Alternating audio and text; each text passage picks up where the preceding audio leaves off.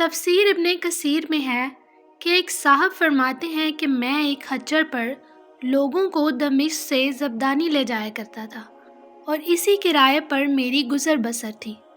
ایک مرتبہ ایک شخص نے خچر کرائے پر لیا، میں نے اسے سوار کیا اور لے چلا۔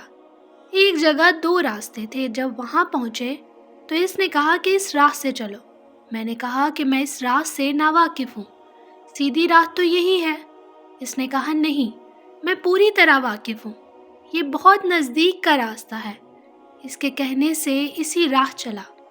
تھوڑی دیر کے بعد میں نے دیکھا کہ ہم یکایک بیابان میں آ گئے ہیں جہاں کوئی راستہ نظر نہیں آتا۔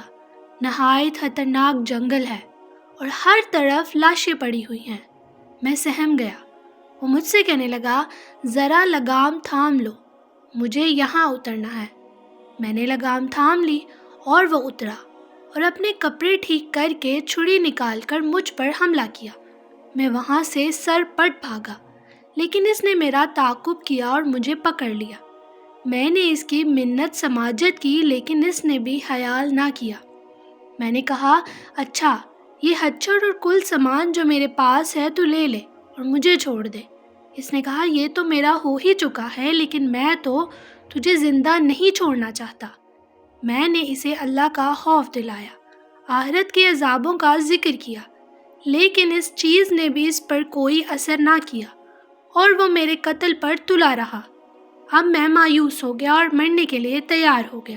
اس سے منت التجا کی کہ آپ مجھے 2 رکعت نماز ادا کر لینے دیجیے۔ اس نے کہا، اچھا، جلدی پڑھ لے۔ میں نے نماز شروع کی، لیکن اللہ کی قسم میری زبان سے قرآن مجید کا ایک حرف بھی نہیں نکلتا تھا۔ یوں ہی ہاتھ باندھے دہشت زدہ کھڑا ہوا تھا اور وہ جلدی مچا رہا تھا۔ اس وقت اتفاق سے یہ آیت میری زبان پر آ گئی، امن یجیب المضطر اذا دعاہ ویکشف السوء۔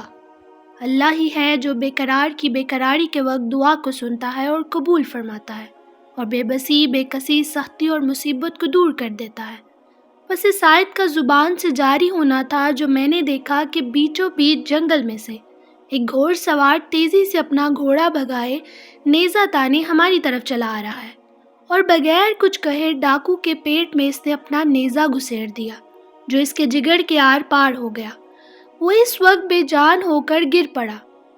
سوار نے باغ موڑی اور جانا چاہا، لیکن میں اس کے قدموں سے لپٹ گیا اور کہنے لگا، اللہ کے لیے یہ تو بتلاؤ کہ تم کون ہو؟